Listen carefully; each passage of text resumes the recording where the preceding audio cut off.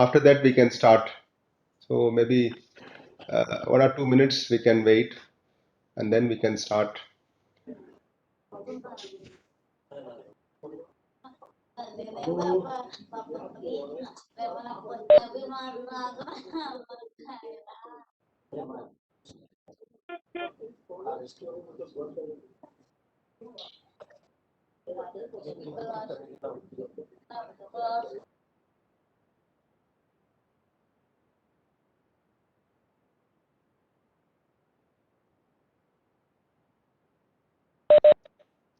Shri Anil Kumar Jain. So he is going to be our today's speaker. He is the retired additional chief engineer from PhD Rajasthan. So I am very glad that he has इन्होंने इस topic को लिया है. And I also welcome Mr.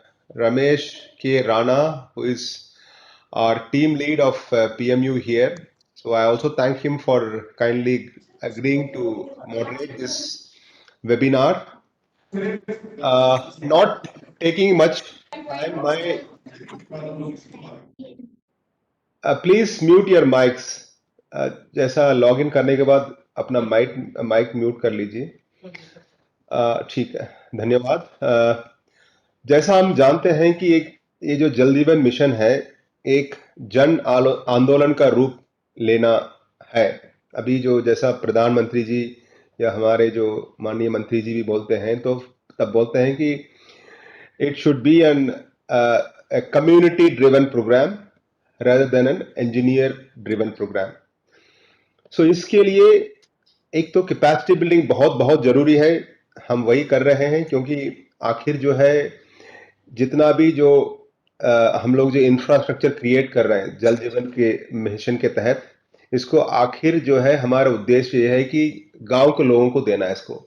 उनको ही इसको ownership लेना है. वही गांव के लोग ही इसको जो है चलाना भी है. ऑपरेशनल मेंटेनेंस उनको ही करना है. और दूसरा है, this is an bottom up approach. इसका मतलब यह है कि आप सब जानते हैं कि पहले जो है गांव लोगों से मिलना है, उनसे पूछना है आपको कहां पानी मिलेगा, किस तरह का सोर्स है, कहां पर टंकी बनना चाहिए. दिस इज कॉल्ड, हम जानते हैं कि there are various, we have participate rural appraisal technique है, और हमारा विलेज एक्शन प्लान भी कहता है कि लोगों से मिलने के बाद ही जो है विलेज एक्शन प्लान बनाना है. उसके बाद ही हमारा स्कीम सब इंप्लीमेंट होगी. सो ये सब के लिए एक तो कैपेसिटी बिल्डिंग हम ऑलरेडी कर रहे हैं. जैसा आप जानते हैं कि जो इंजीनियर्स के लिए, जो PhD engineers and rural water supply engineers के लिए हमारा लेवल 2 जो केआरसीज कर रहे हैं, स्टेट्स में अपना कर रहे हैं. इम्प्लीमेंटेशन सपोर्ट एजेंसीज बहुत सारा स्टेट में बहुत अच्छा काम कर रहे हैं. लोगों के साथ मिल रहे हैं, उनको हैंड होल्डिंग कर रहे हैं, उनको जो है अवेयरनेस बढ़ा रहे हैं. बहुत अच्छा काम कर रहे हैं बहुत सारे जगह में इम्प्लीमेंटिंग सपोर्ट एजेंसीज. उनका एक बहुत बहुत अहम दायित्व है इस पूरे प्रोसेस में, क्योंकि वही एक ब्रिज बनेंगे सरकारी विभाग और लोगों के बीच में. बिकॉज हम सब जानते हैं सभी जगह सरकारी विभाग नहीं पहुंच सकती है. और उसके अलावा जो है लोगों को बीच में ये स्कीम पहुंचना है. जैसा आप सब जानते हैं, हर एक स्कीम जब बनता है उसमें साइन बोर्ड लगाना पड़ता है. उसका स्कीम का नाम क्या है, कितना इसमें लागत है, कौन इंप्लीमेंटिंग एजेंसी है, उसमें कितना लाभदायक होंगे, कितना बेनिफिशियरीज होंगे, ये सब चीज. क्योंकि लोगों को जागरूक करना बहुत जरूरी है, और लोगों को इसके साथ, सबके हमारे साथ, इस सरकार के साथ, सबके साथ जुड़ना चाहिए. तभी एक सफल कार्यक्रम बन सकता है.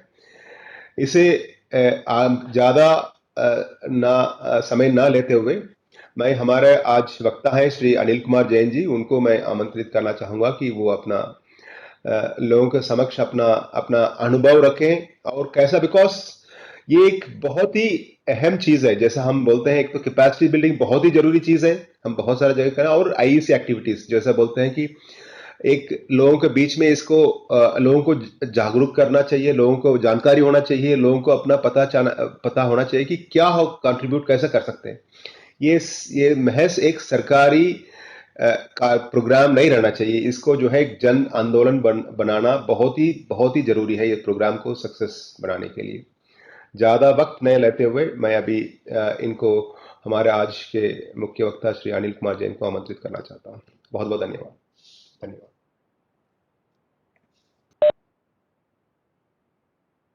अनम्यूट कर लीजिए, अनिल कुमार साहब आप अनम्यूट कर लीजिए, आपका म्यूट है।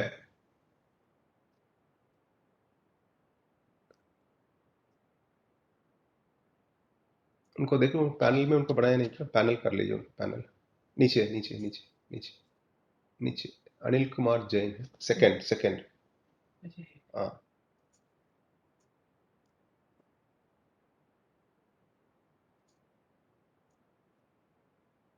उनको अनम्यूट कर लीजिए। हाँ,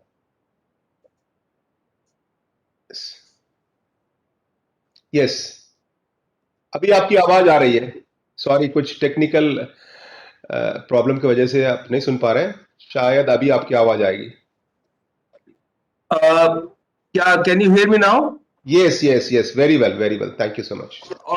और मेरी स्लाइड भी दिखाई दे रही है? स्लाइड अभी शेयरिंग नहीं हो रही है, अभी स्लाइड नहीं दिखाई दे रही है। ओ, पर मैं तो शेयर कर चुका हूं। और एक बार आप थोड़ा सा बाहर आकर के और एक बार करिए, हो जाएगा। क्लोज कर दीजिए, क्लोज करके और एक बार करिए शेयर स्लाइड में जा। अच्छा, अच्छा, मैं एक काम रहना चाहता हूं कि थोड़ा सा तब तक हमारा राणा जी है, राणा जी इनको इनको इंट्रोड्यूस करना चाहेंगे?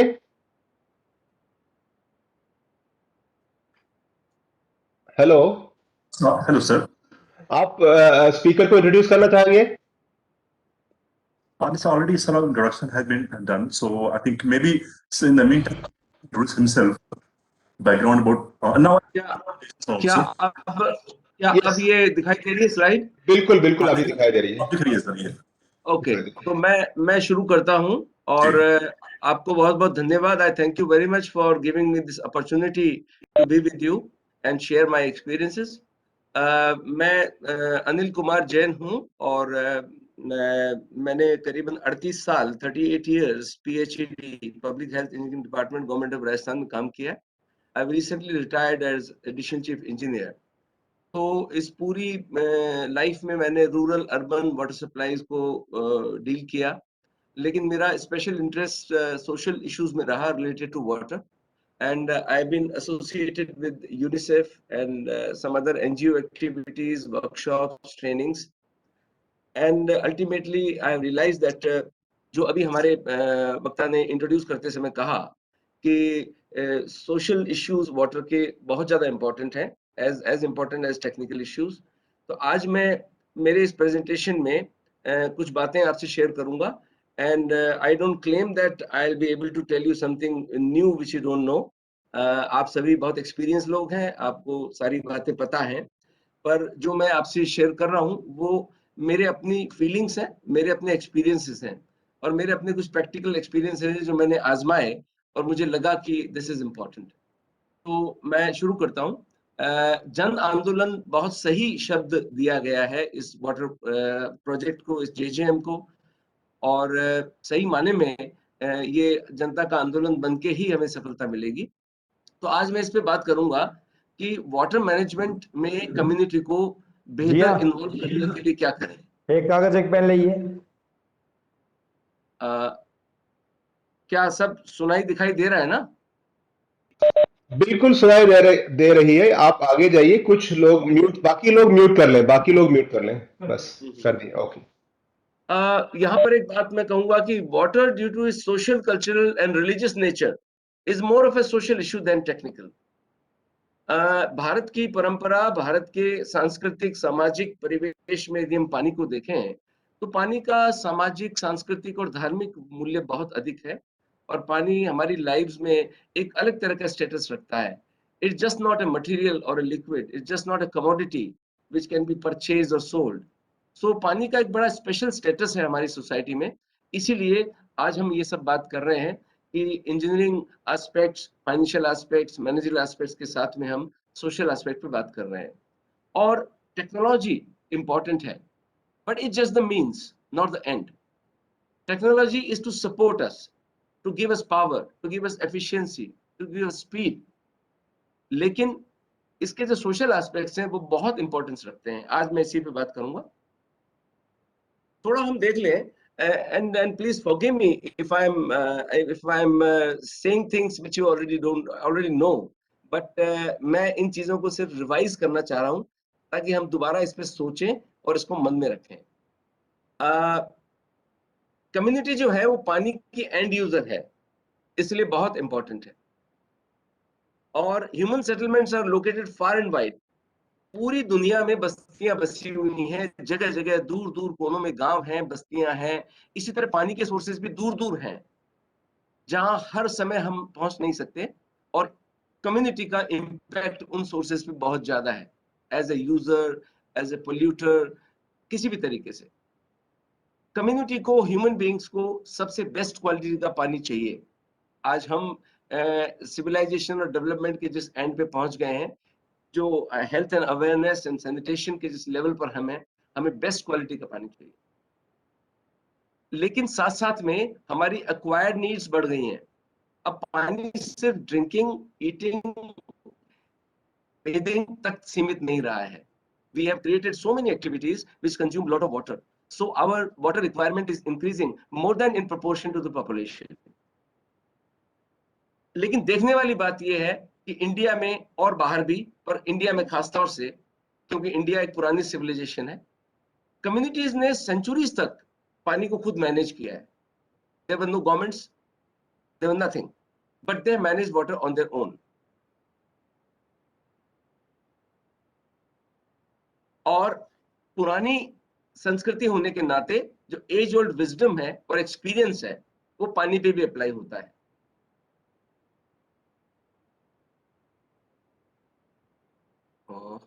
स्लाइड क्यों नहीं हो रहा है?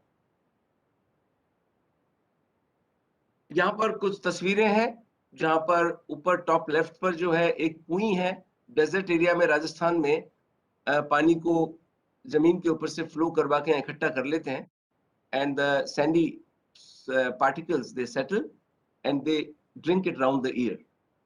No treatment, nothing, only just cleanliness is maintained around. Bottom left पे एक रेन वाटर कलेक्शन स्ट्रक्चर है जो रोड साइड पे बना हुआ है। इसमें जो पेव्ड सरफेस है, rainfall rains fall on this, the water flows to the centre, gets collected in the tank underground, and there's a bucket and a rope permanently tied there, so anybody who passes by can drink water. And there are 2 ponds, and on the right top, these are our modern water structures. This is a Bisalpur dam, a very major water supply dam in Rajasthan. Community water traditional scenario. Communities have managed water on their own, but with the support of the rich and rulers. Because whenever it came to constructing big structures, then the community never had the resources and the money. So the rich and the rulers, they used to provide money, but in turn the community did the labor. They did the manual work to construct that free of cost, and the structures were handed over to community and they managed. So this is what JGM is also doing. We are in fact bringing our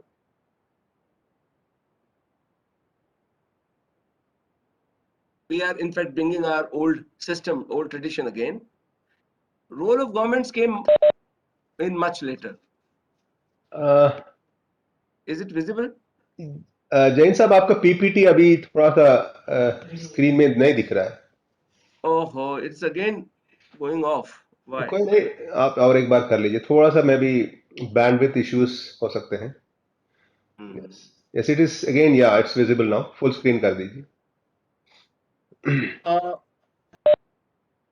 governments बाद में आई और government ने फिर जनता की welfare के लिए water supply को अपने हाथ में लिया। ज्यादातर जगह पे labour, watch and board, conservation, ये सब कम्युनिटी का रोल हुआ करता था उस जमाने में।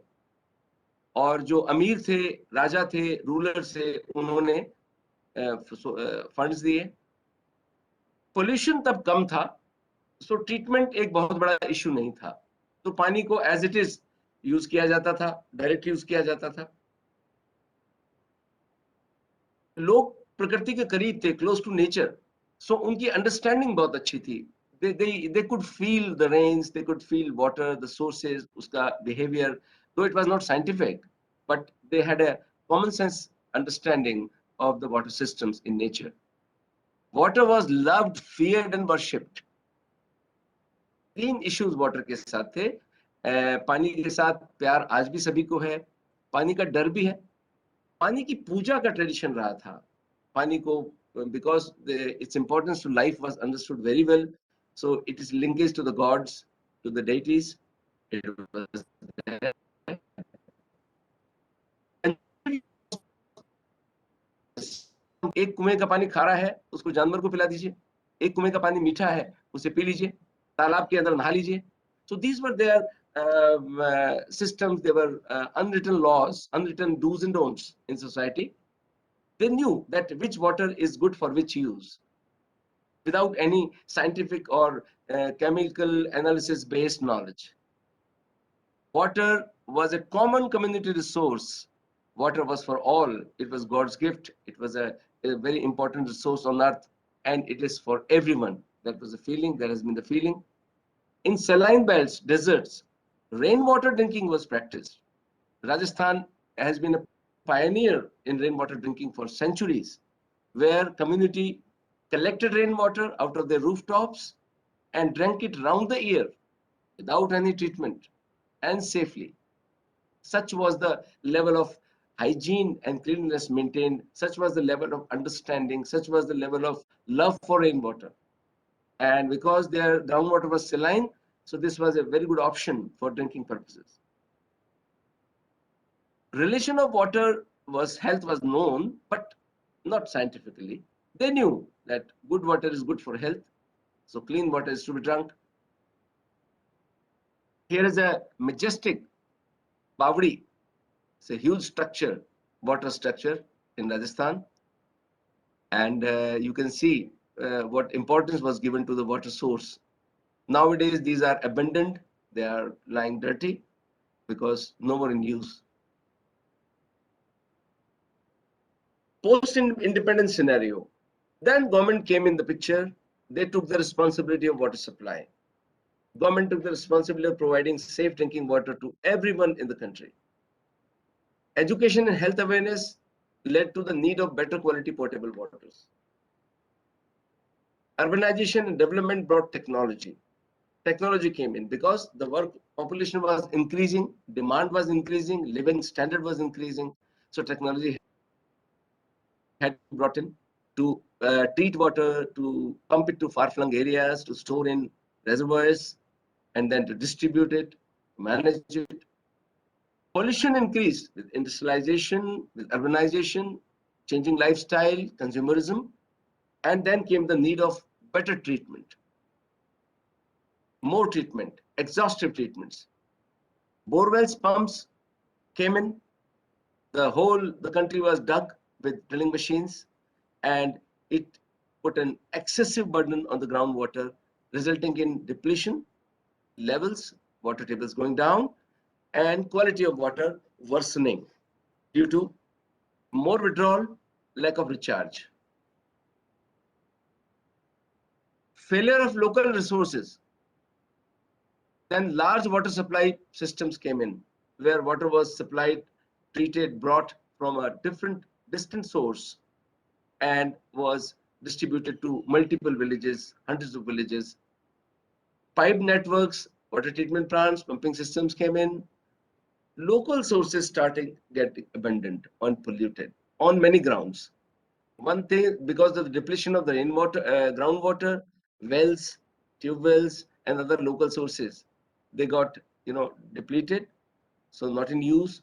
And the tap water, when it reached far-flung villages, then people got dependent on the tap water, and they, in most cases, abandoned those local sources, which used to be the major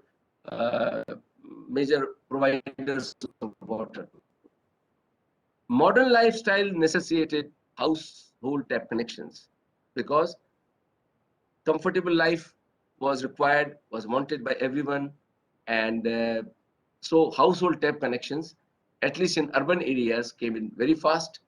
Almost all urban towns in India have household tap connections. And now Jal Jivan Mission is doing that for all the rural areas. And the target is 2024. community got more and more dependent on the government for water supply. That was good and bad in both senses. Good because government was doing its job. Government had taken the important responsibility of water supply. But the bad part was that they got dependent. They almost stopped doing what they were doing earlier in managing their own water. Community participation in management gradually decreased because of the dependence. Now in the urban areas, I just receive water in my tap, I pay my bill, that's all. That's my responsibility. But the kind of participation we used to have in earlier India, that was going down, that was almost missing with the time. Huge effort and investment is done by the government in water sector in the last 70 years. Millions of kilometers of pipelines, lakhs of water structures, thousands of water treatment plants have been made, dams, canals, so many aqueducts, tube wells. But the desired satisfaction is missing. Still, we think, still, a common man is not fully happy about water supply. He's always doubtful whether he'll get the water tomorrow or not. He always feels short of water. It has various psychological, social, cultural, technical dimensions to the problem. But still, the happiness factor in relation to water is not increased in proportion to the investment and the effort we have done throughout the country. Large projects were more urban centric. Now it is time to be rural centric. Rural areas being far-flung, scattered, were not benefited to the desired level. Urban areas, household tap connections, 100 to 150 LPCD, and they pay for water tariff. Rural areas, 40 to 70, mostly free. In Rajasthan, it has been 40 and 70, 40 for normal villages, 70 for desert areas. Now, JJM has come up with 55 and to higher level in desert areas. Developed countries have small and big town concept. While interacting with some water engineers in Netherlands, our team, one of the members asked them, what is the LPCD in rural areas of Netherlands? That gentleman asked, what do you mean by rural? And what do you mean by LPCD? So my friend said the LPCD is the quantity of water you supply per person per day, and rural is villages. He said, we don't have any rural here in Netherlands. We have small towns and big towns. So everybody gets equal quantity of water. I think India is also forging ahead in that direction, but the task is very huge. The quantum is very huge, so it will take a few years. But I think JJM has set the foundation, has set the stepping stone for that achievement, that after a few decades, our rural areas and urban areas will be having similar facility of water. Then came Swachh Bharat Mission, the toilets, sanitation, and flushing toilets, flush toilets, they required more water for flushing, and tap connections became essential. Community participation has been felt in the last few decades, more especially in rural areas. Initially, government took all the responsibility of water, and community thought it's government's duty. But when it was felt that the desired satisfaction is not there, despite all the effort, then in the last few decades, the requirement of community participation, awareness, HRD, IEC has been felt more and more. That's why all these efforts are being made in the direction. Programs, community-based programs like Swajal Dhara, NRDWP, JJM have been launched, and to mixed level of success. Why we need IEC and HRD? Communities have always had the traditional wisdom on water. Oh, again.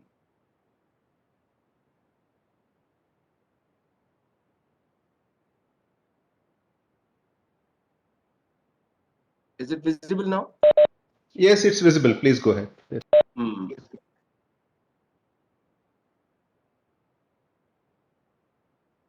We cannot say that they don't know anything about water. They have managed water in their own way and successfully. They have survived for centuries with their own water management. But their wisdom, their practices took the back seat, started taking the back seat when modern water systems came in. And somehow, at some level, at some places, it was felt that they were primitive or out of date. So the new technology, new methods took over. New methods were more convenient. They were quick. So their traditional practices took the back seat. And that led to the total dependence on the government for water supply projects. The role shrunk to demanding water and timely payment. The community, which was doing all management, managing their own water for centuries, now they have come to the level that they think that they can demand water, and government thinks, we think that they should pay for it timely. Major problems like fluoride, arsenic in water also required good understanding by community for abatement. Safety of water assets, wastage, pollution of sources, recycle and recharge are some other issues which were need of the hour. With the changing times, with the paucity of safe water in nature, with the challenges of treatment, transmission, distribution, the cost factor, these started taking importance.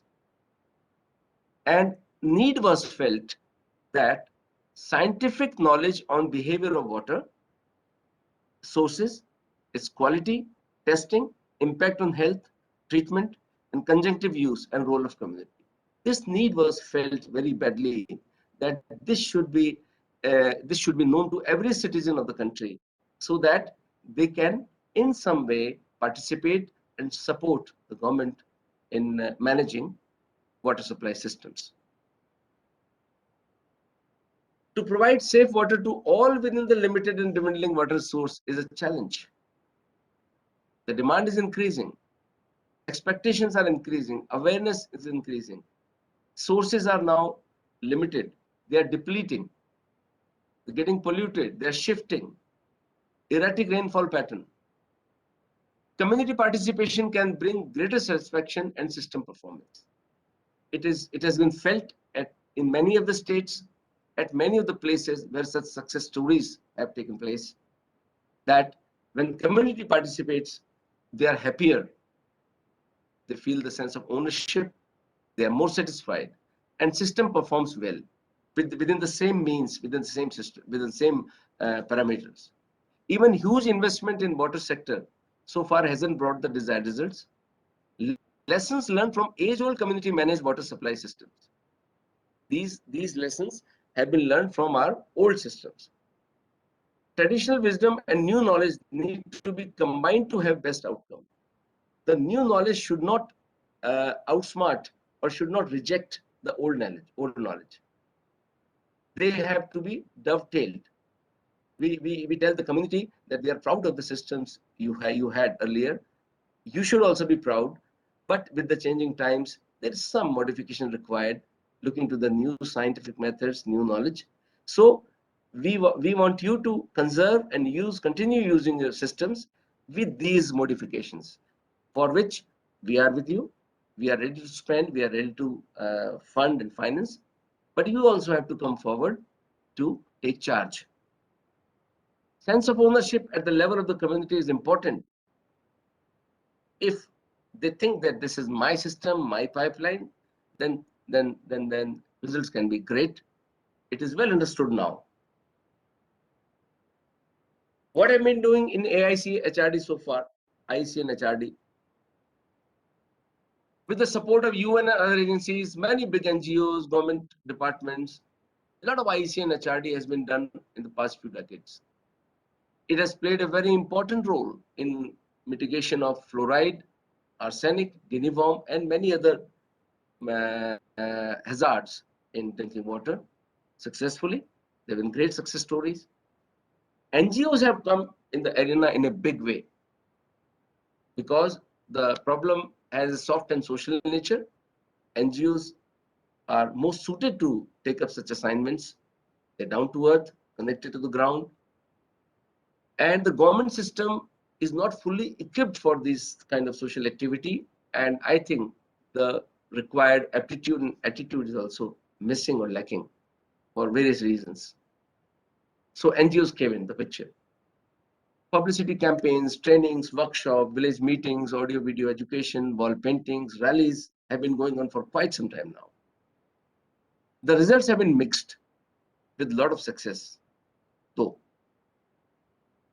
JJM has a huge provision for such activities. General awareness is on the rise. Increasing literacy levels have also contributed to it. Just for a change of, this is a typical map made by the ISA in a village in consultation with the community. Community got involved in planning their water supply scheme. And on the map, they could feel their village, that where's the temple, where's the tank, where's the school. What seems to be missing? To me, something seems to be missing. Complete dependence on NGOs.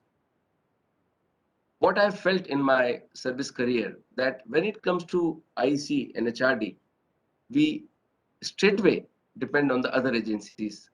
We assign the job, we contract the job, we place the work order and forget it. Engineers are, in most cases, generally not involved, but there are many vigilant, many sensitive engineers who have a taste and temperament for such kind of activities. They definitely devote some time and energies, but the working style and the working environment is such that engineers don't get time. They're busy in execution, other technical work, surveys, designs, estimations. So they are not involved to the extent it should have been. NGOs often lack knowledge of the subject. NGOs also, they need business, they need work. So in order to get work, they dwell in, they go into, venture into various kind of activities, various kind of areas like health, education, water, AIDS, so many. And when it comes to water, in many cases, they don't have the desired know-how and knowledge on the subject.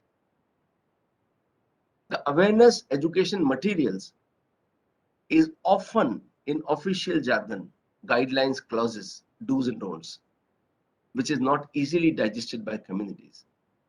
I've myself seen in many of the workshops that when you talk about the official guidelines in their official language, maybe Hindi, even Hindi, official Hindi, the communities, they get cut off, they get disinterested. They are not able to really appreciate what is being told on the stage. Unknowingly, the traditional practices and wisdom start looking obsolete and are abandoned. When in a lot of enthusiasm on the new technology and the new project and the new guidelines and new scheme, when I talk to the community about something very new coming to their village, some new treatment plant, or and maybe when I tell them about the bad situation of water supply in their village, unknowingly, their rich traditional practices which they have been practicing successfully for many years, they start looking obsolete. In a hurry to achieve FSTC and financial targets, sometimes communities often bypassed in order to submit the project, in order to do tenders and execute the work and achieve the FSTC targets, which are asked in every VC, in every meeting from Delhi, from Jaipur. We don't have enough time and patience to go to community, sit with them, plan their project. So they are bypassed, or maybe they are not involved to the level they should have been. The new knowledge is often linked or connected or dovetailed with the traditional knowledge. Even an old open well or old pond or bawdi in the village, it can be used even today with certain modifications, certain do's and don'ts, precautions, recharge methods, or controlling the pollution, or conjunctive use. If the quality is not great, then they can be used for other uses, non-drinking uses. But it is being observed that wherever our tapped water supplies go, in most cases, the local sources are abandoned. They are filled up with debris, filled up with kachara, and they are no more used. It's a typical rush for water in a village, in a rural setting. It's an urban setting, it's common, rush for water. Now, what should be our approach to effective IEC and HRD? I'm not a social expert. I'm not qualified enough to go deeper into the subject, but I'm sharing what I felt as an engineer, as a person in the field, and what I've tried to practice even. Traditional water system must be dovetailed with the new system rather than abandoning. There's a very clear and speaking provision in JJM guidelines to use local sources, traditional sources, to create additional LPCD. To the village is not necessary that they limit themselves to 55. If the government is providing them 55 LPCD from a distant source through their project, then they are always free to rejuvenate, continue using their traditional sources and have extra water. But it is not seen in true spirit, and in most cases the local sources are being abandoned, and we as PhD engineers also don't look to those sources because our concept of sustainability is connected to large dams which are sustainable for the next 30 years. To me, a village well or a village pond doesn't look sustainable because it can provide water, say, for 2-3 months only, or maybe it doesn't have the required quality.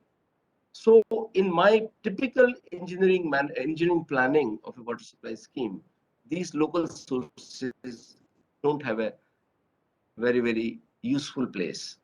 But I differ here. They have a use. They definitely have a use. The non-drinking use of water, because under JJM, we'll be providing 55 liters of drinking quality water. But there will be a lot of non-drinking usage in the villages, like water for kettle, water for washing, water for flushing. So these traditional sources, if they are rejuvenated or they are used and maintained and not allowed to pollute, not allowed to be abandoned, then they can be used. Communities' pride and sense of ownership with their old systems must be preserved.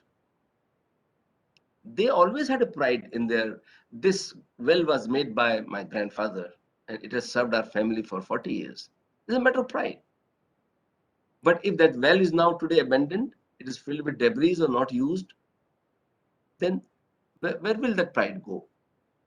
So we, in our IC activity, HRD activities, we have to give due focus on the local sources and let them feel that we also feel that they are important.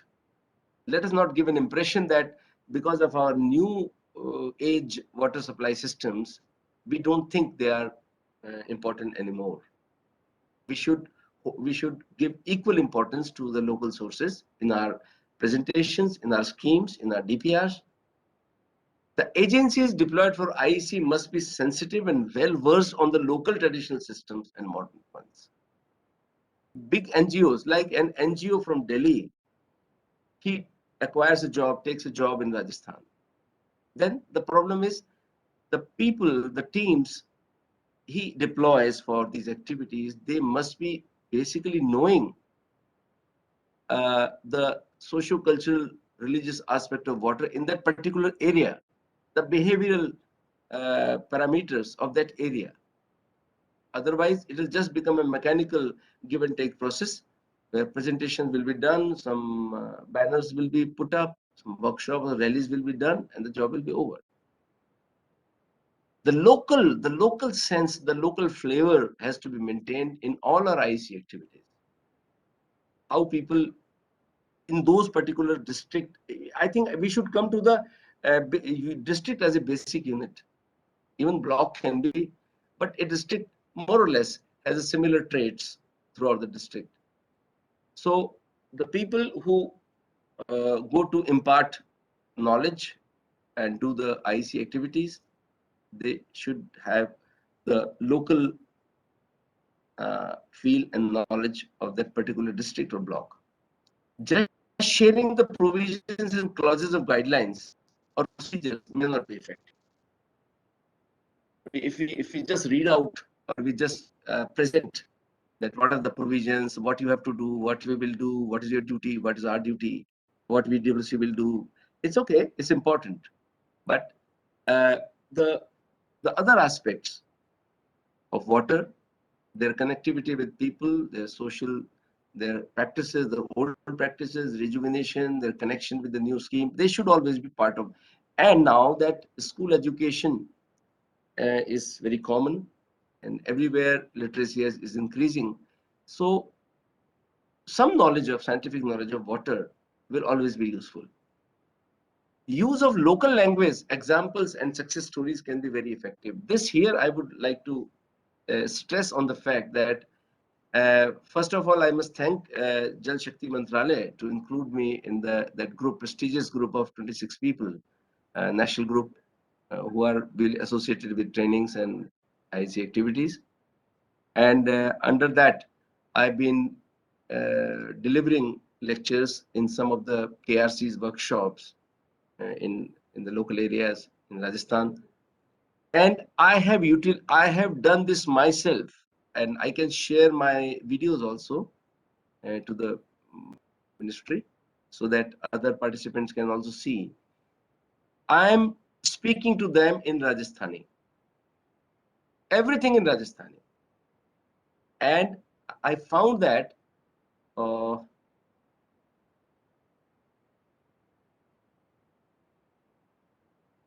has it come back? Yes, it has come back. Please go ahead. Yes, sir. Yes, sir. Thank you.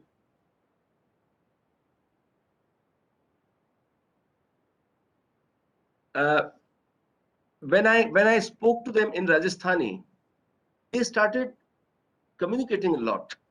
They started speaking. They started raising their questions, sharing their experiences, giving their views, and it became a very two-way communication.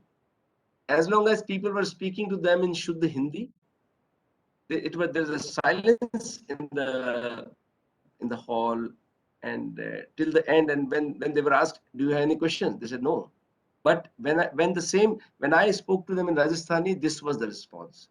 Then I made them calculate rainwater quantity, rainwater harvesting tank. I explained them how the DPR is made, how a water treatment plant works in simple language, and giving the examples of their own life in the village system, whatever examples they have. And I connected the technical things to the examples which they know. And it was wonderful, wonderful. After the meeting also, they surrounded me, they talked to me, and they said, some of them came to me, "Sir, we have few dry wells in our village, we want to rejuvenate it, can you help?" And they also promised me that when rains start this July, they will share, they will they will share their pictures, how they have collected rainwater. They promised me. So the local language has such a impact. So I appeal to all my audience, to my fellow engineers, to the NGOs, that it's better to use the local language when we promote JJM, when we do IEC activities. And this I have felt myself, I've done myself, so I'm sharing it. I'm very confident about it.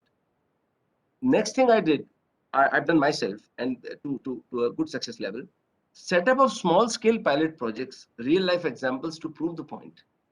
When I was posted as additional chief engineer in Ajmer last year, I feel that people come to us for their water issues, and then we advise them to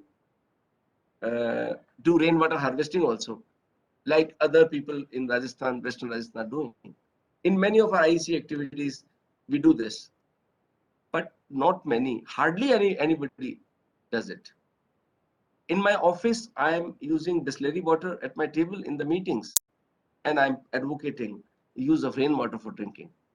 So with my help of my team, we installed a pilot rainwater project about 1,000 to 2,000 liters capacity with a good filter.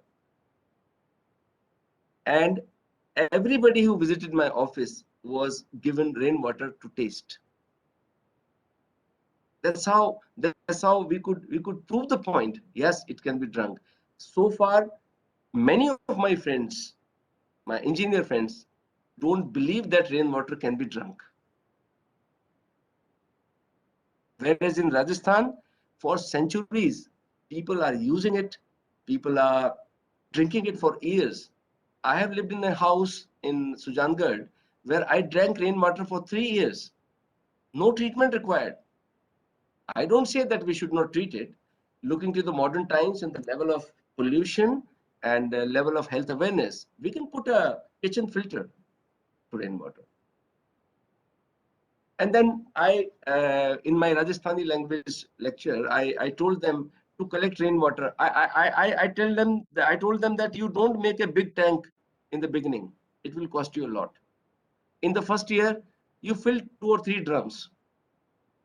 Use it for bathing, use it for drinking for some time, then enjoy it. Have the taste of it. And if you do it once or twice, I'm sure you'll make a bigger tank in the coming years. They can also fill it in the bottles and use it charging water for their inverter battery. So preaching is to be converted to practice.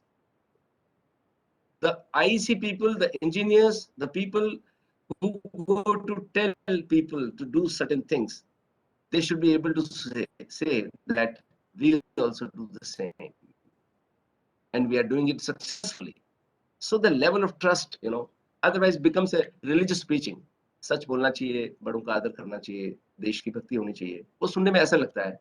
We should prove the point by making some real life projects, pilot projects, and demonstrating the success. NGOs need to be trained prior to sending them to field. We just award them the work order, look at their credentials, look at their experience, financial turnover, and the various certificates they carry, and we give them the work. I'm not criticizing NGOs. I'm just saying this thing to make them more effective, because we all have our limitations. I cannot be master of every subject. I cannot be called to UP and address to the UP villagers and tell them about water. I don't understand their practices. I can be more confident in my Rajasthan scenario where I've seen the rural life. I can talk to people. So NGOs need to be trained for that particular area where they've been deployed. And we can promote them to hire local people, and we should train them. Big NGOs have been deployed in a big number under JJM. ISs are there. I'll quote 1 or 2 examples here. I had gone to supervise one of the training work, IC work in a village where one NGO was working. So I silently joined the meeting. The person on the stage was telling the school students that water causes many diseases, so it should be boiled always before drinking. So I had to intervene, and without insulting the speaker, without making him feel bad, I told the students that your sir is saying the right thing, but not in case, but only in case of when there's a pollution there is some kind of spread of disease. Otherwise, if you have clean water, if you put it cleanly in your kitchen, if you use it cleanly, then so these kind of, those innocent minds, 250 students, what message they would have taken? This would have been imprinted permanently in their minds. It is very sensitive. We are sending NGOs scot-free to the field just after seeing their credentials. And I'm also seeing that due to paucity of time, lack of interest, or maybe other reasons, being busy, the employer, engineers, they are not able to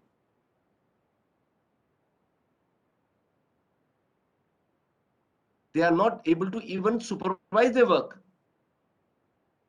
Somebody has to watch what is being disseminated, what is being told.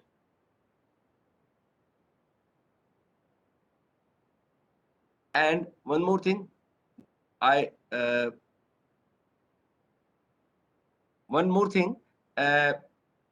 one NGO discourse, they were telling the people the importance of the soak pit. Sokta Gadda. Sokta Gadda has come like a, Raman Dawa. Everybody is making Sokta Gadda. So he told the audience that black water can also be put to the soak pit. Gray water, he was telling about the gray and black water management. So gray water can be put into soak pit. It will help ground recharge. And black water can also be put. I again then intervened and told them, the soak pit cannot be used. Soak pit cannot be used like a panacea, like a treatment for everything. Soak pit depth, soak pit design, they must vary from place to place, depending on the permeability, the nature of the soil, and the groundwater table. So NGOs need to be trained, and there should be a clear watching eye on them, on their work, because these innocent people in far-flung villages, if they are unknowingly, out of lack of knowledge, if they are told such things, they can really give a very, very, very, very permanent imprint on their minds, and the whole purpose can be lost. Engineers and chemist wing must be effectively involved in IEC. What I'm seeing is, what I've seen all these years, oh, this is the job of the NGO. Training IEC NGO. And now NGOs making posters which have spelling mistakes, which have wrong messages. In fact, no IEC cannot be done without involvement of engineer. On two counts. He is the boss. He is the person who is awarding the work. And he is the person who is responsible for water supply in that area. So in the coming years,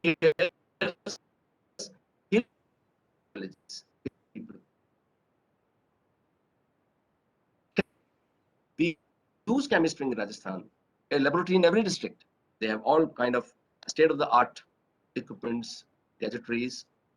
So water quality for conjunctive use, in fact, conjunctive use have been emphasized to a great extent in JJM guidelines. And conjunctive use can be successfully practiced when you know what the water quality is. What is the meaning and relevance of water quality? So, chemist wing in association with engineers can, at least if they cannot go to every meeting, they can train the NGOs. They can give specific what exact messages we have to give in my area, how it is to be explained, and when in doubt, consult us, rather than being an expert in replying to all the queries of the community. So NGOs need to be trained, supervised, and controlled.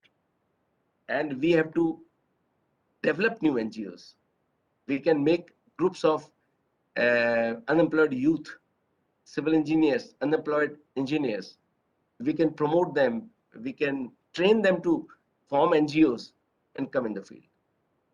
Use of local language can work wonders. I have already explained on this, and I will again request all my audiences, my friends, my fellow engineers, NGOs, please use local language. Local languages are very sweet, and they are very effective. Use of social media saves paper, if effort and money. Is fast, pinpointed, and effective, but with caution. WhatsApp is being used by now everyone, so you can connect to even an individual in far-flung villages. You make groups, the JGM villages, their WhatsApp groups can be formed, and the messages can be shared.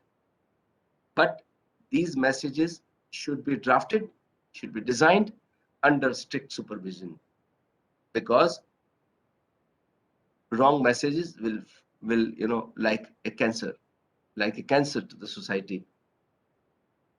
IEC HRD should not be on as and when special funds available basis. I've been amazed all my life to see that in my Rajasthan, where people have been using rainwater harvesting for centuries, my department and me, we talked about rainwater harvesting when only special funds were received. Whenever central fund or state fund were received for IC activity for rainwater harvesting, we started speaking rainwater harvesting. We got funds and we constructed thousands of the RWH. RWH is to be a part of our everyday work life. PhD engineer in Rajasthan must keep RWHN is in daily work list, not when the funds arrive or when the central guidelines come. That's why in the last 70 years, only those districts where RWH was in practice have been doing RWH on their own without any government support, because their forefathers have been doing it. And some of them have stopped doing it because we have sent tapped connection to their house. We have not created any new consumers, new users who have adopted rainwater harvesting for drinking in the post-independence scenario, because we ourselves don't do it. Though we say it's good, we should do it. I'm doing it at my house, and I've motivated some of my friends to do it. In my office, we did it, but it's not enough. It was just a sample. Rainwater harvesting for drinking with some scientific care, scientific procedure, scientific caution should be adopted, and it is a sure sort solution to drinking water. And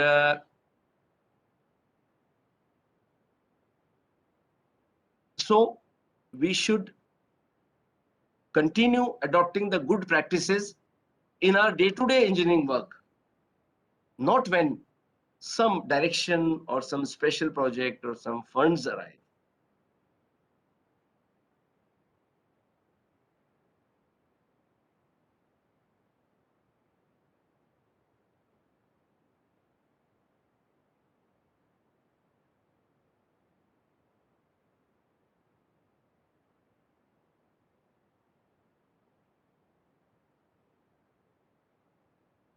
Is it okay? Am I audible? Yes, yes, you are audible. Jain sir, you are Okay, audible. sir. Okay, sir. Okay, sir. The irony with these online conferences that we can't see each other, so I'm speaking to my laptop and you are listening to a screen. Anyway, I'm really thankful to you all for listening to me so patiently, and I hope I sense I make sense while saying something. Not many slides left. I'll just continue. Uh, Models and procedures suggested through guidelines at national and state level may not suit the social ground condition at every place. In my state, a recharge pit drawing was circulated throughout the state. Recharge of groundwater through rainwater. And that drawing was a standard drawing, and it was adopted in many tenders without applying brain on this, mind on this. Every area has different kind of hydrogeology, and the drawing and it did not really work very successfully. So whenever we want to suggest the community, or we want to construct something for the community, we, in our IEC, in our HRD, in our trainings, in our technical insemination, we should not use things, in a general guideline mode. Every such typical drawing should be modified or analyzed or weighed for that particular, at least at district level. RWH works. When funds and directions came from top, we constructed few thousand big rainwater harvesting tanks. And what happened? They were 4,000 plus. I visited many of them. I talked to the other, in the schools they were made, because government schools have a lot of land, and then they can't say no. So the construction was done in the school, and it was thought that the school teachers and the students, they will use it, and the students will have good quality drinking water. I visited many of them, and I found some of them were defunct. Water was not reaching because the pipelines coming from the rooftop were broken. And in some cases, if the headmaster was vigilant and smart, he was using that RWS tank as a water tank. He said, sir, rainwater is not coming, so I am putting tanker water in this, and we are using for gardening. So rainwater harvesting tanks became just storage tanks. And the intention was very good when they were made. It was a great intention, great objective, but without any advanced preparation. Rainwater harvesting in the state can succeed when every PhD office drinks rainwater from its campus. Then you see how it happens. Because rainwater harvesting costs. You have to construct a tank. You cannot expect a common man to spend 1 or 2 or 3 lakh rupees on the tanks. But when you prove the point, and when you make him feel the need, and when he's convinced that this can be a good solution to my drinking water problem, he will do it on himself. He's buying motorcycle, he's buying TV, mobile on his own, because he feels the need.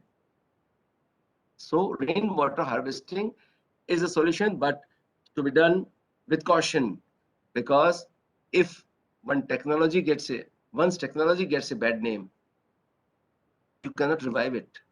So let's not give bad name to rainwater harvesting technology by implementing it with half-heartedly. Rainwater harvesting is the future, at least in Rajasthan, because we have a concept, we have a culture for centuries. Modification to suit local condition is a must. Point blanket cannot be applied. One more thing, aesthetics and beautification attracts common people to waterworks. Our IC activities, HRD activities, they should have this element of aesthetics and beautification, because water is loved by all. Water brings greenery. Water brings happiness. Raindrops make you smile. So that kind of, because if you must be knowing that in India, in Rajasthan, we say, save water. Water is life. I visited Singapore to see their water supply. They say love water, because you will protect something most which you love. The example is your own child. We love our children. We love the small sweet animals, and we try to protect them. So love water. Love will come out of aesthetics, beautification, good boards, signboards, attractive boards, and very nice campuses. We have huge campuses of millions of rupees where we can put fountains and we can do greenery to attract tourists. Water systems can attract people, community to see, and innovation must be encouraged. In our system, innovation is not encouraged much because rules, regulations, and innovation has a risk.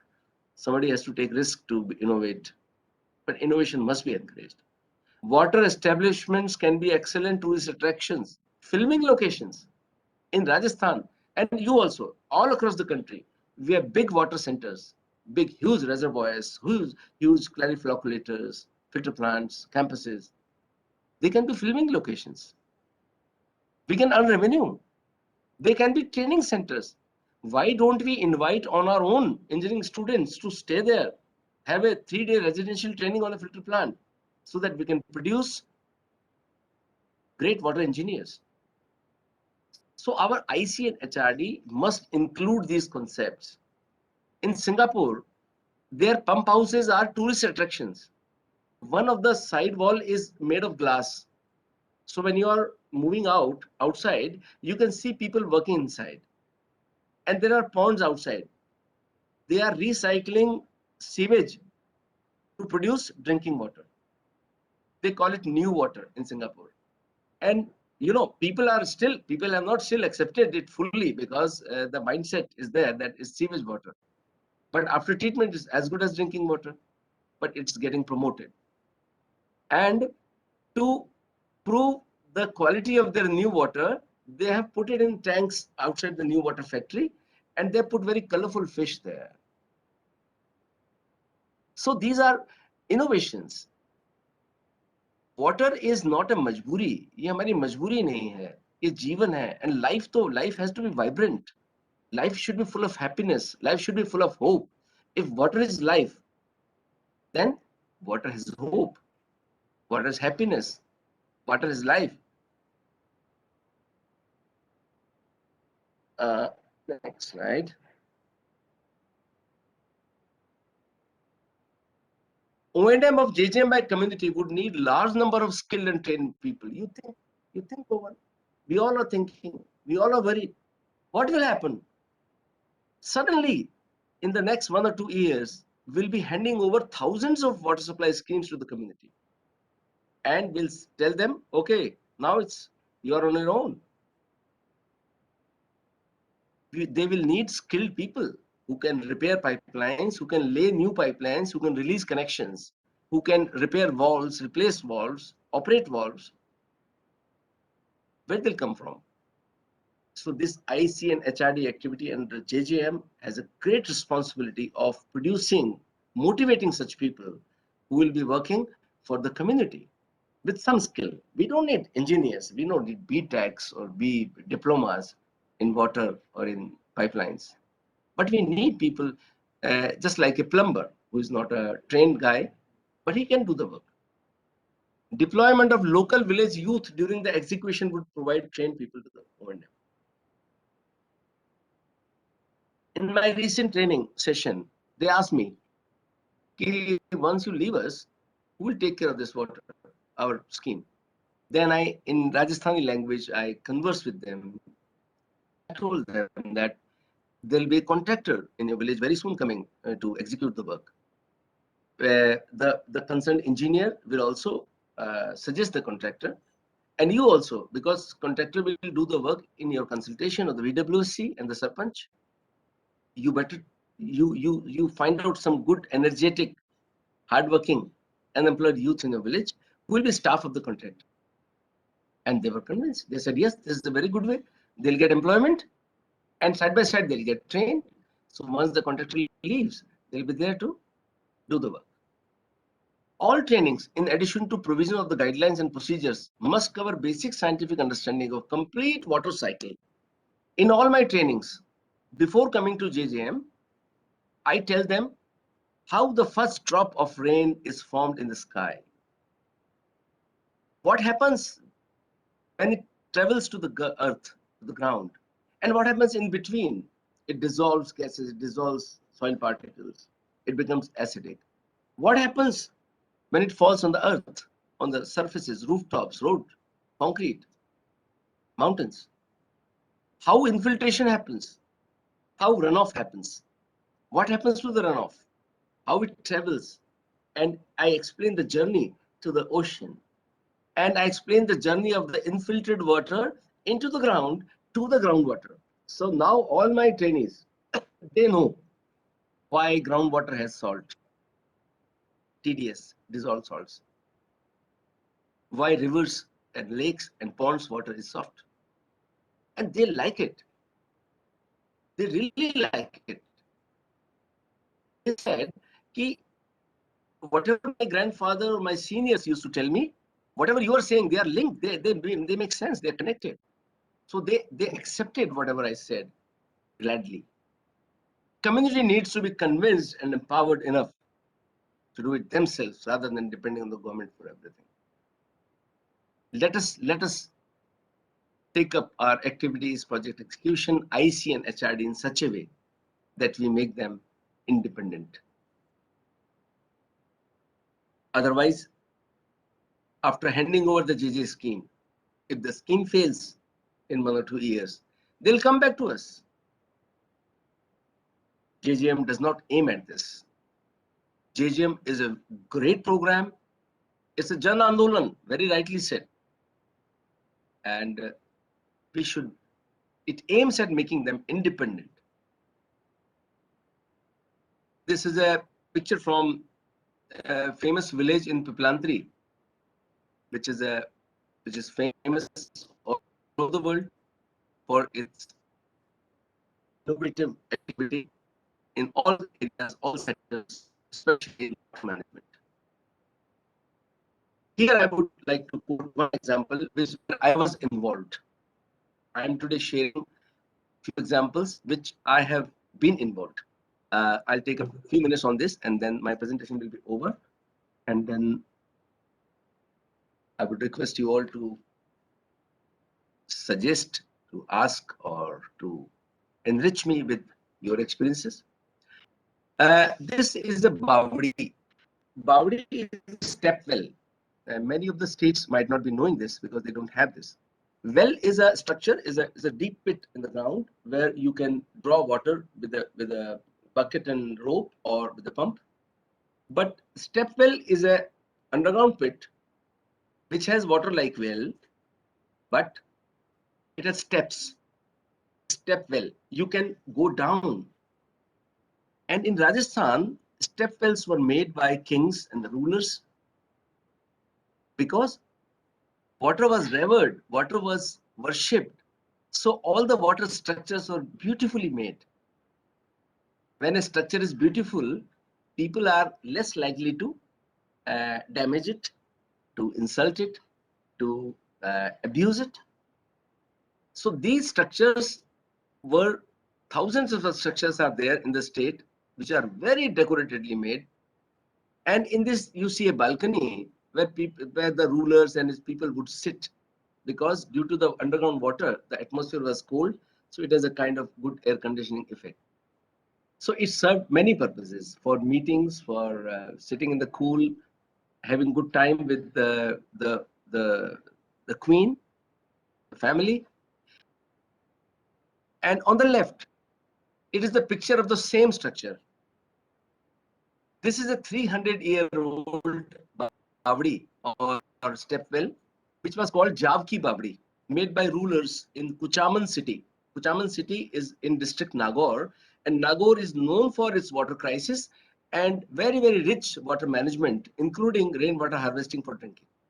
If you want to see rainwater harvesting structures, you come to Nagaur. Almost every house in some of the towns has a structure.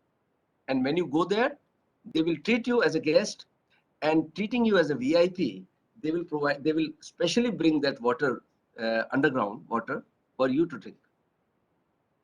So this Javki Bawdi was 300 years old, it was 60 feet deep, and with times the groundwater table depleted, and the groundwater table there is now 120 feet. So the Bawadi was devoid of water, no water, because there was no percolation from the groundwater. Gradually, people started throwing their kachra, solid waste into it. Trees grew into the walls. The plaster got bad. It got damaged and totally abused. Then under the Mukhyamantri Jal Swavlamban Abhiyan, those days the chief minister, she was very interested in rehabilitation of such structures. So the then chairman of the board, he was given the instruction on demand of the local people to rehabilitate this Bawadi. The chairman called me and asked me to visit and see what can be done. I visited the place, talked to the people. People were really eager to do. And they collected money through an NGO. An NGO was deployed, and this was repaired. So on the right, the picture is of the repaired structure. But the next challenge was, you have repaired it. But a structure, a water structure, does not have any value unless it has water, and did not have water. And it was not supposed to have water because the groundwater table had gone very deep. Then we had a meeting there. I visited the place again, and we saw that there were a lot of big buildings nearby, huge buildings having huge rooftops. They were of the rich people of the city who were earning in Calcutta or Madras or other cities, but they had left these big buildings there. So I got them telephoned, and we sought their permission to use their rooftop without going to the rooftop. That means the water which flows down, rainwater which flows down the rooftop, was to be trapped at the ground and was brought to the Bawadi. Nobody was ready to believe me that this can bring water into the Bawadi. I told them, hey, you just wait, give me one opportunity, wait for a season. So with my PhD engineers help, local engineers, we designed a little network of as UPVC pipes, which connected 4 or 5 rooftops. And I also requested the other people who had small houses nearby and who was living at the time, but they were apprehensive, so did not allow me to connect their rooftops. But I told them, gentlemen, next year you will come yourself to connect the rooftops. Magic is going to happen this year. So we put some left some open points, plug points for their future connections. Pipeline was laid, and then I told them, this rains, this Bawadi is going to be full, but your groundwater table is deep, so it will soak all the water into the groundwater. So my suggestion is, you make the bottom of the Bawadi pakka, concreted. So don't let any water to go into the ground again. And don't use the water of this Bawadi, because if you use it, it will be consumed. So let it be filled, and in order to save it from getting stale, you put a little fountain, an aerator, with a shivling. So the aerator fountain will fall on the shivling, and it will give a very good, nice religious feeling, and people won't make it dirty. They all agreed. And in July, the telephone call came to me. Sir, please come to see. It is full of water. And I have put this video, complete video, on YouTube also. You can type rehabilitation of Jav Ki Bawadi. Rehabilitation of Jav Ki Bawadi at YouTube. Anil Jain, Ajmer. You'll find this. So I'm really feeling very proud to share this success story with you, because I could sense their happiness when pipe line flew into the ground, this Bavdi. And more such dry wells can be restored, can be rehabilitated. I made it a mission in my personal life to do this. So wherever I go, I try to find a dry well and convince people to connect their rooftops. There are precautions. Your rooftop must be clean. There should not be any chemical, any pesticide, or any color paint boxes, etc. So it can be done. So in the end, I will thank you all for this patient listening. I know I'm connected right now to the people all over the country. It's a great moment of honor for me that I'm able to talk to you, and you are always free to talk to me on phone or emails. I would love to know what you're doing in your area, and I will also share my things with you. And there is one more attraction for me. When I come to your state, I'll have somebody like you there as a friend to meet and to know more about the state. My mobile number is 94147 39665. 94147 39665. And my email is anil.ajmer anil.ajmer@gmail.com.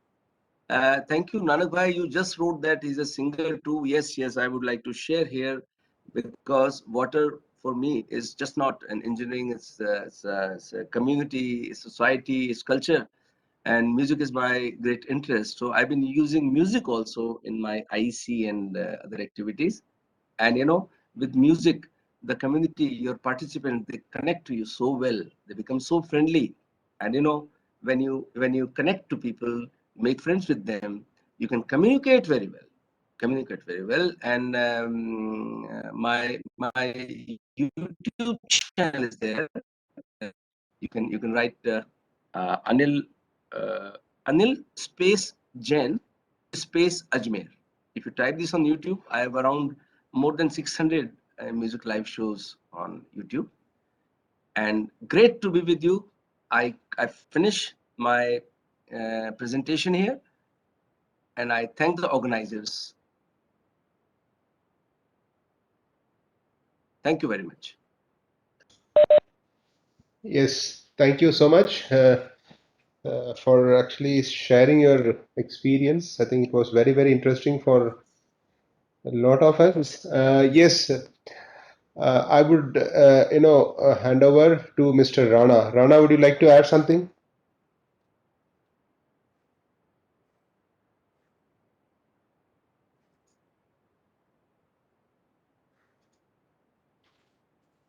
कुछ है?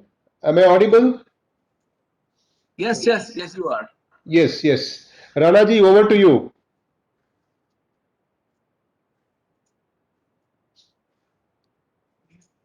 यही से सुन मेरे बारे में क्या Hello, can you hear me now? Yes, Rana ji. Yes. So first of all, thank you very much, sir, for giving very insightful presentation. And I think a lot of takeaway from this session. And I totally agree that there is a need for the capacity building of all the stakeholders.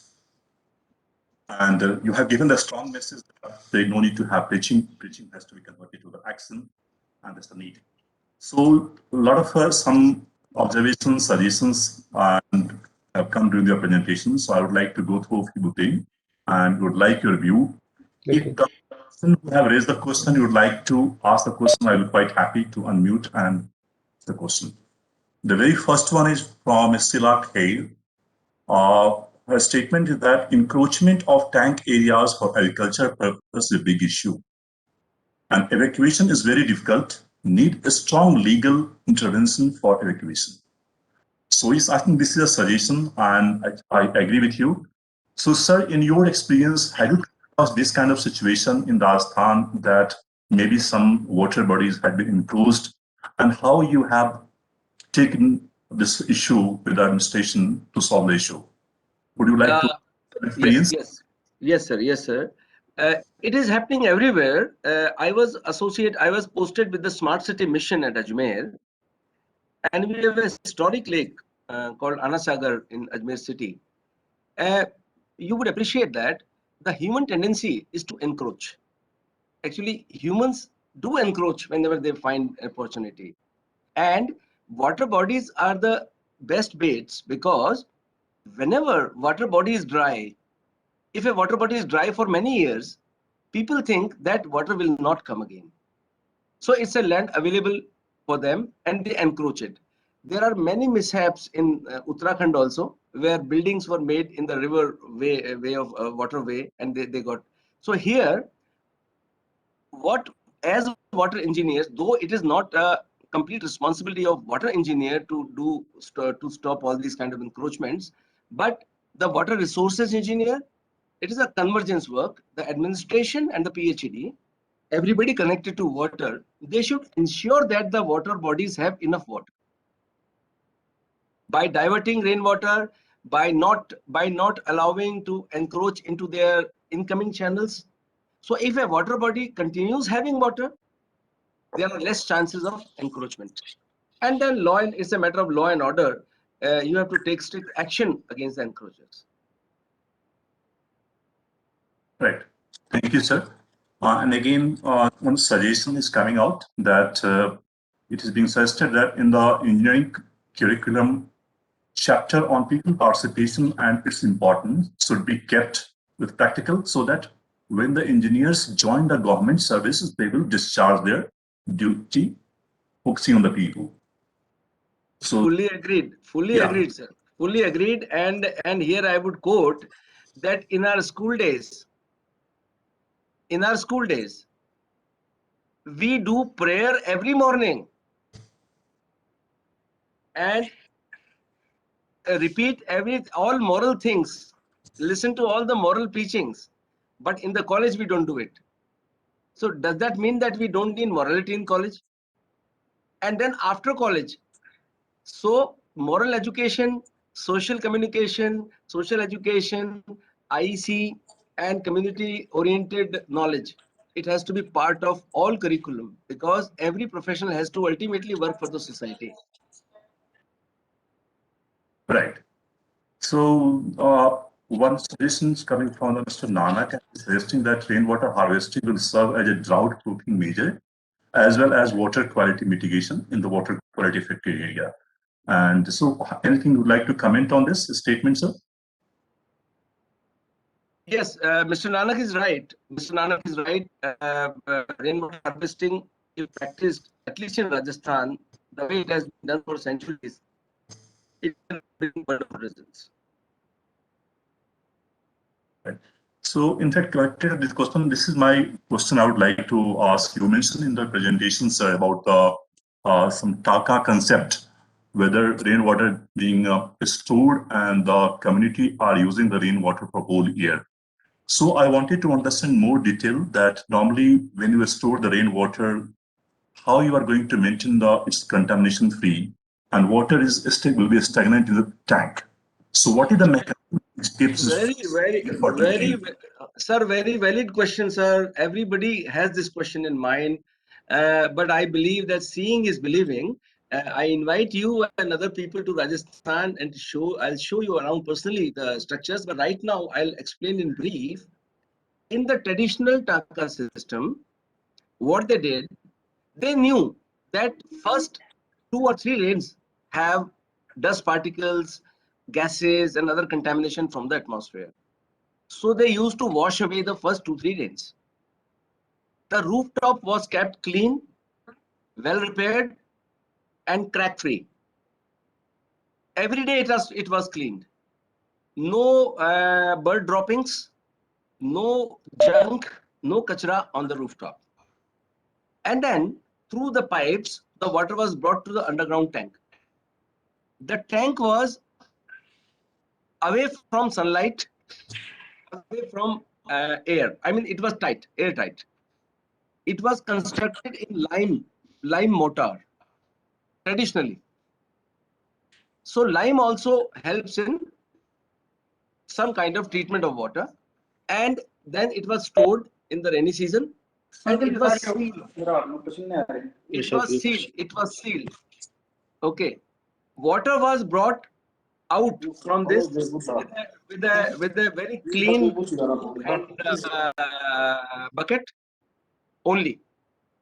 And in the building in my childhood where I lived, that guy who was maintaining that, he did not allow us to even come nearby the tanka. He said, "You'll make it dirty." And then one day we insisted that I want to see from inside.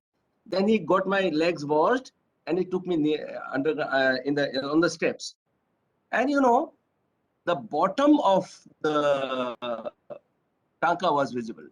So clean water it was, and the size of it was 10 feet deep and very good length and breadth. And in my I was in Ganganagar day before yesterday. When I told people, the community, about rainwater, one of the person was very vigilant and he had a taka in his home. So next day he brought a jerrycan full of rainwater for demonstration to all the participants, and they all drank rainwater.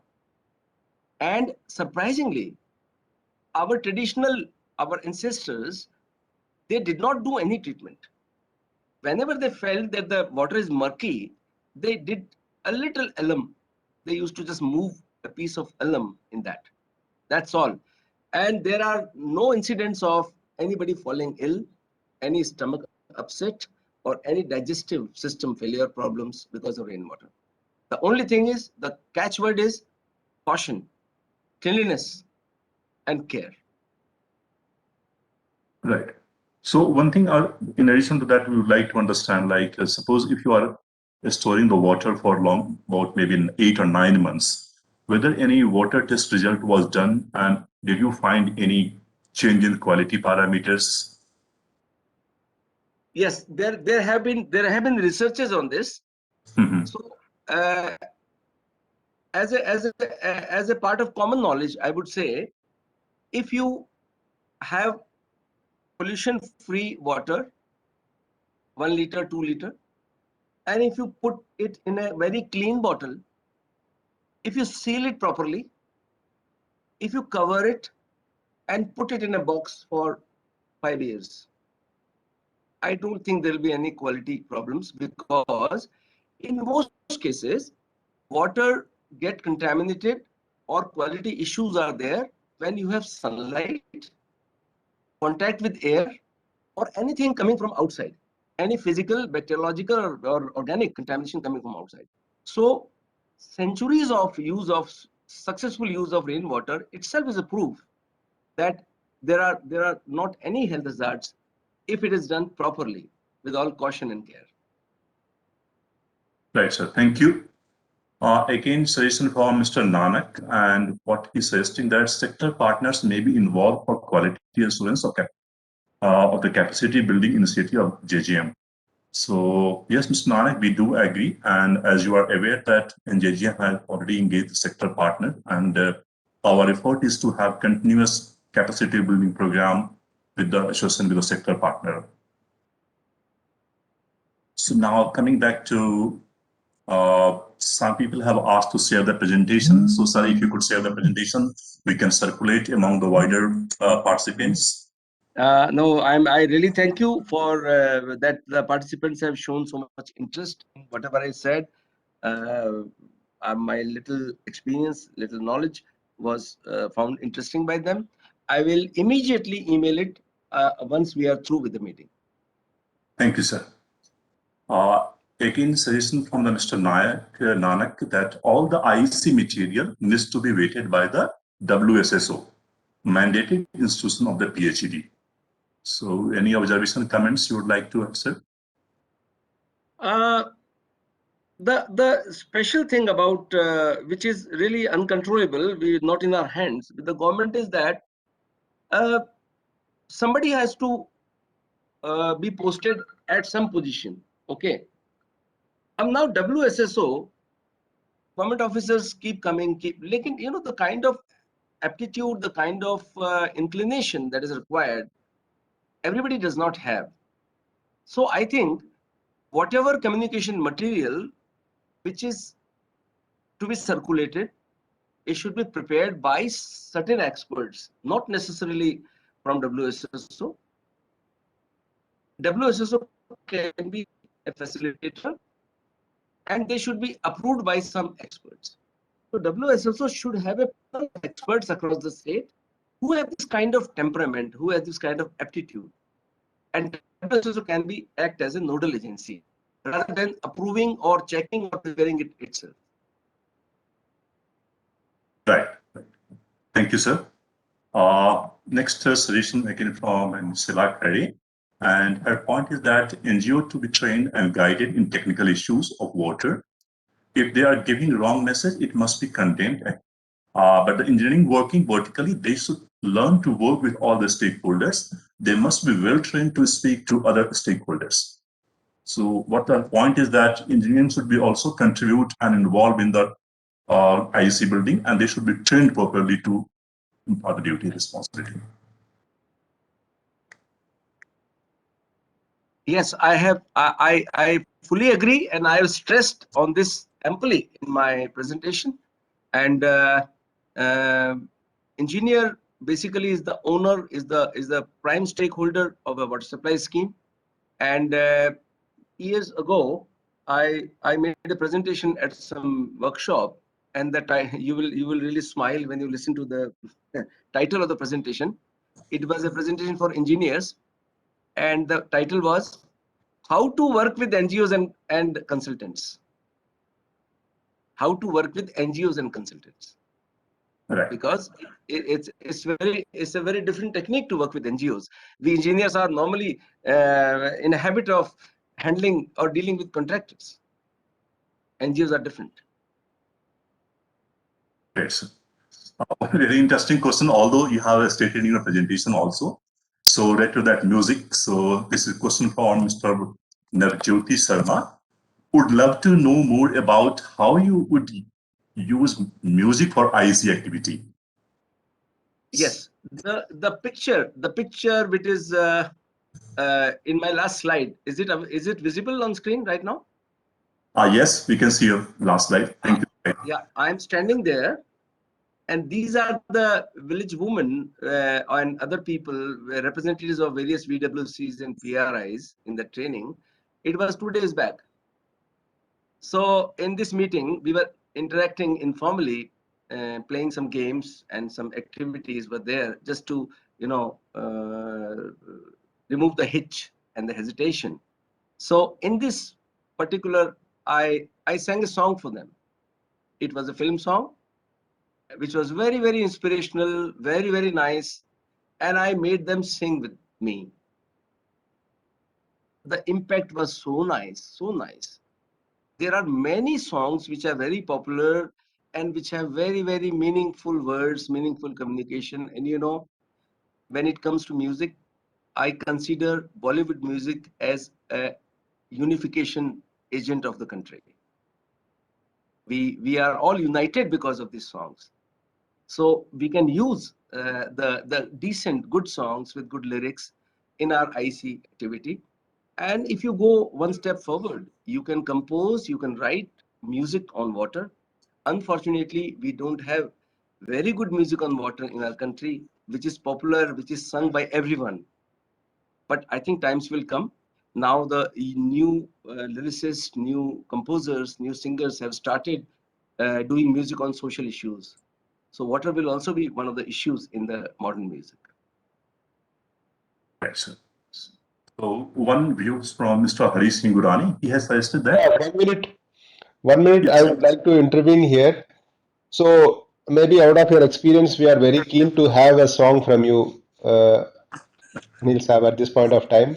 So that will be an inspiration for all our listeners. Maybe, and also I will request you, if you have something we can share with us, so that we can also promote that. We can share with, we have a lot of KRCs, other ISAs, so that would be a good, a great service from you, a contribution from you for this program.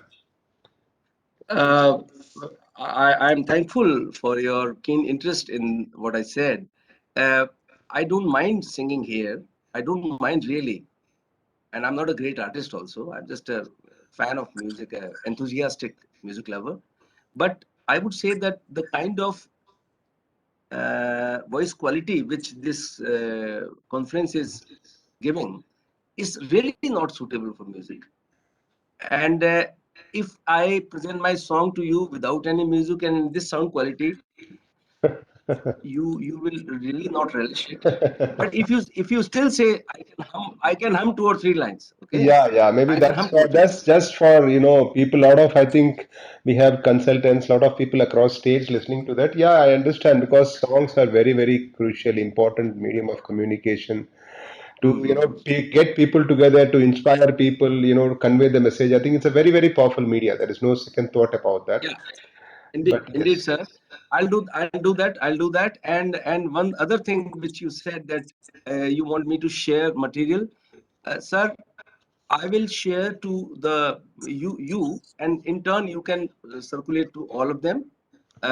Whatever good material I have, or whatever material I have, I produce or develop in the coming times. that would be great. I'm also doing live music shows for my music friends all over the world, Oh, on internet. oh, great. So one day I want to dedicate one music show on water. Oh, that would be great. Mhm. I'll do that. Today, I'm inspired with your enthusiasm and interest, and now I will hum 2 3 lines of that song which I'm seen singing in this picture in the end. Uh, Film songs are often treated as cheap or something because of the love songs, and but there are great songs which are patriotic, which are social game changers, which are great encouragement, great inspirational messages. So this particular song is from the movie Harish Chandra Taramati, and long back 40s, and the song is sung by Hemant Kumar, the great composer and singer of our country. And the lyrics indicate lyrics point at somebody who has devoted one's life to the community, to the social service, who has devoted himself fully to society. So, 2 3 lines for you. जगत भर की रोशनी के लिए करोड़ों की professor जिंदगी के दिल्ली चंडीगढ़ लिए जल जीवन मिशन के बारे में। सूरज रे जलते रहना, सूरज रे जलते रहना, करोड़ों लोग पृथ्वी के भटकते हैं, करोड़ों आंगनों में है अंधेरा, अरे जब तक न हो घर घर में उजियारा, समझ ले है अधूरा काम तेरा, जगत उद्धार में अभी देर है, अभी दुनिया में अंधेर है, सूरज रे जलते रहना, सूरज रे जलते रहना. That's all for now. That was a wonderful, wonderful song. I think you're gifted with a very nice, talent of singing. It was really, really great. बहुत अच्छा And था. Let's sir, get all this. sir, when I all this- when I when I sang this song to this audience which is visible in the picture, I told them there was a line which you must have noticed in the song. Uh, अरे जब तक न हो घर घर में उजियारा, समझ ले है अधूरा काम तेरा. So I told them, जब तक हर घर में FSTC ना लग जाए, समझ ले तुम्हारा काम अधूरा है. बिल्कुल सही, I think. Uh, आधे घंटे बात कर लीजिए. हाँ sir. I think yes, like Swachh Bharat mission, so they have a lot of inspiring songs. Similarly, I think for this also we should have some songs, which I think this is an very important media to reach a common man. Common man. Jab tak, I think such certain good such songs, it's reach that people should start Sir, humming it. And I think this sir, is first and there foremost. have been revolutions in the world where music groups have played instrumental role in through their Exactly. music, like Bob Marley in Africa, and Mhm. here in JJM, we should really focus on music, but we should hire some artist of repute who Hmm. has a popular appeal. Hmm. Otherwise, half-made songs or songs made just like that, they don't reach very far. Hmm. I look forward to a song which is sung not only in India, even outside. So hire A.R. Rahman for this. No, yeah, maybe on the serious note, we can think people are ready to contribute for this cause. I think so. We have been getting great support from almost every corner.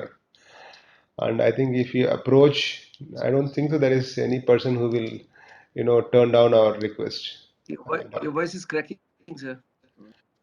I mean to say that we have been getting support from all corners for this program. So I think if you seriously approach, we'll get support. So I think that's been very interesting because I think these are very, very interesting things to reach people.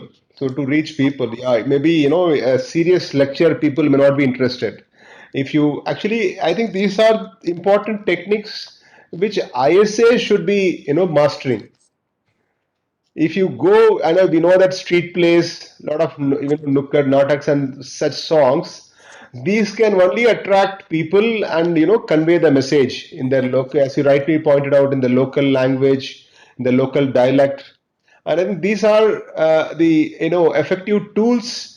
Sir, Which the voice has started cracking. I don't know अच्छा why. क्या हमारी भी आवाज दिक्कत crack हो रही है चलो मैं भी I think as usual we are having a connectivity issue but okay I mean to say that these are very powerful media and I also sincerely believe that all these ISAs जो states में हम लोग use कर रहे हैं I think they have to master this technique maybe this through musics number two this we have street plays nukkad nataks so these are ways where common people can be attracted and our message can be conveyed, got across to every Yes, sir. common man in a very powerful and a very effective manner. So I think this is a big lesson for us to, unless otherwise we have these ways.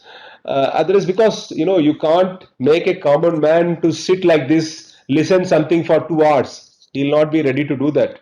Especially a villager who is sometimes tired, busy, whole day working.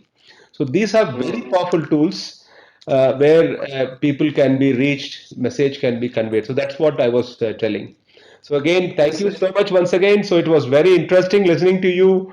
You are not only a committed engineer, you have what is your passion, and also you are a multi-talented personality with your very nice, सुरीले आवाज जैसे बोलते हैं. It was very nice, very interesting to listen to you. So we look forward to interacting with you, and I think you have conveyed a lot of very, very important things. Important things.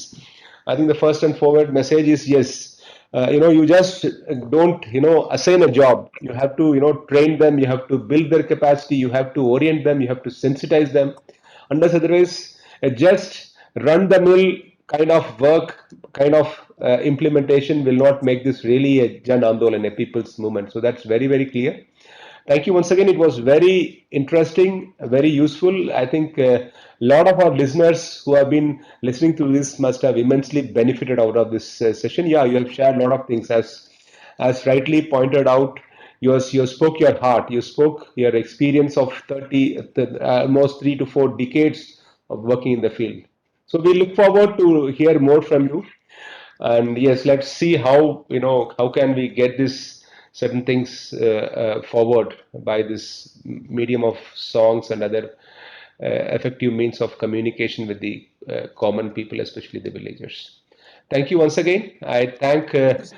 all the participants who have spared their valuable time at almost for 2 hours spending with us. And again, yes, I would end by saying that yes, building the capacity at every level, and IEC activities, especially communication, reorientation, it's all very, very important component of this aspect. Yeah, we look forward to work with you, to have some innovative ideas, maybe such songs and lot of things. So we'll work together. Thank you so much. If there anything else, would you like to say, Mr. Rana? No, sir. That was a lot of good feedback we have received on the session. So I'm definitely Yeah. the presentations of presentation will be shared soon. Sir has already sent contact number, email. So if any person wants to get in touch with me directly, please feel free to. Yes, already shared. Thank you so much. Thank you, everyone. Thank you Thank you, so sir. much. Thank you so much. Thank you so much, Rana ji. Thank you so much. Thank you, sir.